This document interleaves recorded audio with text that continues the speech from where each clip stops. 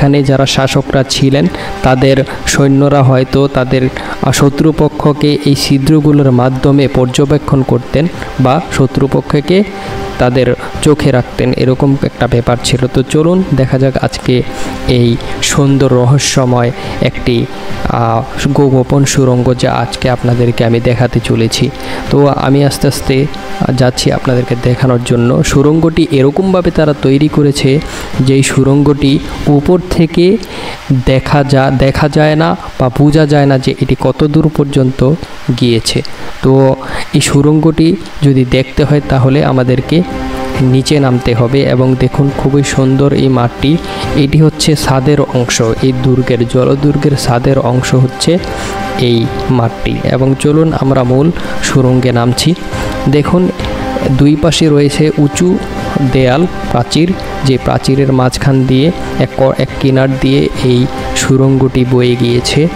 খুবই একটি ভয়ানক, যে কেউ এখানে ভিতরে প্রবেশ করলে একটু ভয় লাগতে পারে।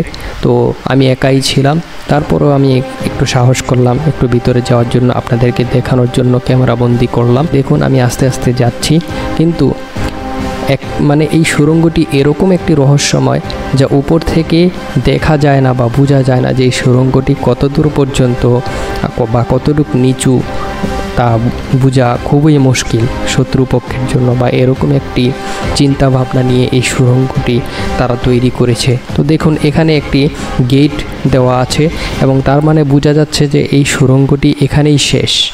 এবং এই সুড়ঙ্গটির পথ দেখার মাধ্যমে বোঝা যাচ্ছে যে যেহেতু এটি জলদুর্গ বলা হয়, মানে গোল আকৃতির এই সুড়ঙ্গটি, তো এই সুড়ঙ্গটির পথ যেখানে শেষ হয়েছে হয়তো এখানে কোনো নৌকা বা কোনো জাহাজের মাধ্যমে তারা চলাচল করতেন, তাই এই সুড়ঙ্গটি তারা তৈরি করেছিলেন। গোপন এই পথটি, এই সুড়ঙ্গটি আপনাদেরকে দেখানোর জন্য আমি নিচে নেমেছিলাম। আমার একটু ভয় লাগছিল, আপনাদের কেমন লেগেছে অবশ্যই আপনারা কমেন্টের মাধ্যমে জানাবেন। এবং দেখুন খুবই সুন্দরভাবে এই সুড়ঙ্গটি তারা নির্মাণ করেছে।